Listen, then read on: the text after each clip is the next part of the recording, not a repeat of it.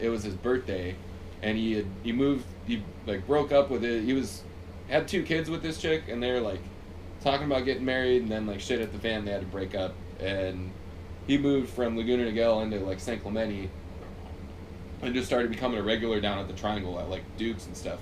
And he trained with a guy who won a gold medal in the Olympics. I think it was Alex Gonzalez. Okay.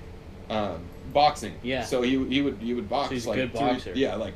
Dude, And like when you saw him, crazy. you're like, dude, you're like all of your muscle is from like the forearm to like the pet. It was just all up there. Like you could just tell that he just fucking wore 16-ounce gloves and like ran a marathon. Yeah. Yeah. Like I would never fuck with the guy, but Well, it's crazy boxers, man. Their hands are so good. yeah, but he was so good that he was doing jiu-jitsu with this guy, and this guy ran a gym, and he was training some UFC fighters, and he brought my buddy, my boss, in for like the like wrestling and jiu-jitsu trained UFC fighters that weren't good at stand-up striking. Right. Would say, go spar with that guy. Yeah. Don't take him down. Just go box with that guy. Right. And so like, I guess he like knocked a handful of guys out at Duke's. Oh, for sure. Yeah, like he was telling me that one time, because he was a cool enough, smart enough dude, charismatic, like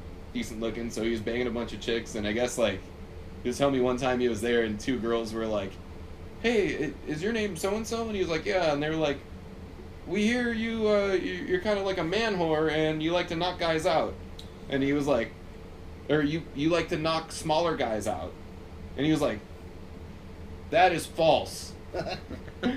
I do not like to knock smaller guys out." But we were there for his birthday, and it was like 4 dudes that I worked with, and this one guy told me that he got like he was a super cool homie. We went to Hardly Strictly Bluegrass, and I was telling him, I was like, "Hey, me and Katie are gonna go to Hardly Strictly," and he was like, "Oh, that sounds rad. Can I go?" And I was like, "Well, I have a 2-seater truck. Like, you would have to, like, just kick it in the camper shell for the ride." And he was like, "That's cool." So we ended up driving. But long story short, this guy, like, I guess he got a bad batch of blow that night. Like, he got some blow, and then he found out that it was cut with, like, half meth. Oh, no. So he was just, like, on a good one. A lot of cleaning. Clean your room. Yeah. Clean But the we're house. at this bar, and we go outside, and this guy, like, he was a white dude, smaller guy, but he looked super like hip hop, like rapped out, you know. And like the other guy that we were with, he was like super straight headed. He was like, "Oh no, that guy, like, he freestyles his fucking ass off. Like, I've seen him on like some different hip hop shows, and he's just actually like kick ass like rapper type dude."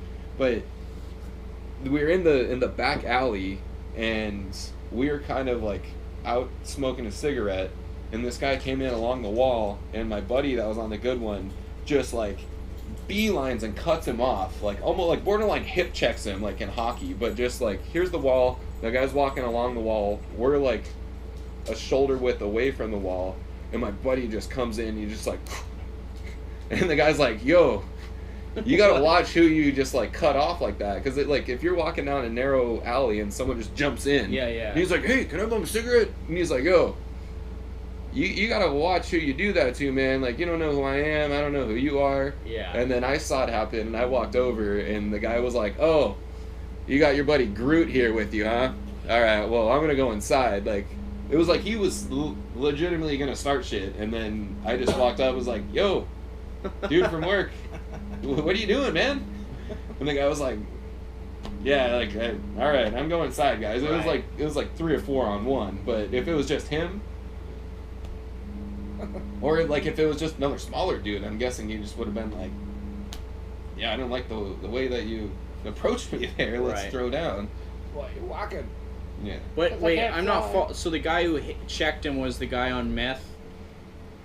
That was your friend. That was like my good buddy that went on the road trip, like Right. literally the night of. And he was the He's the trainer guy. No, we were there for the trainer guy's birthday party, Oh, so okay. he was inside like dancing with some girls, and we went outside to smoke a cigarette, and yeah, just like,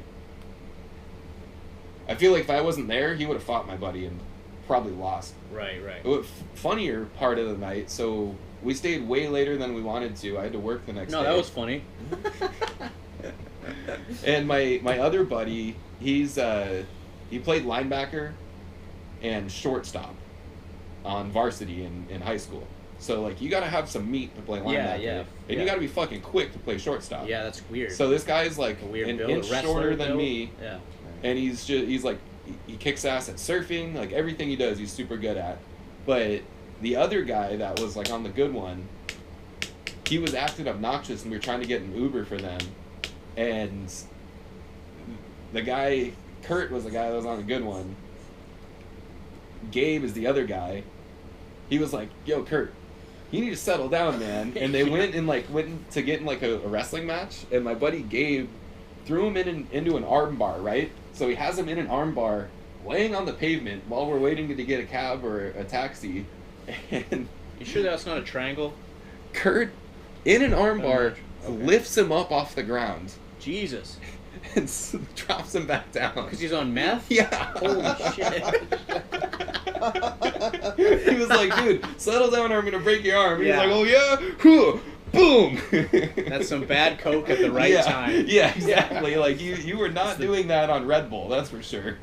It wasn't the coke you wanted. It was the coke you deserved. Yeah.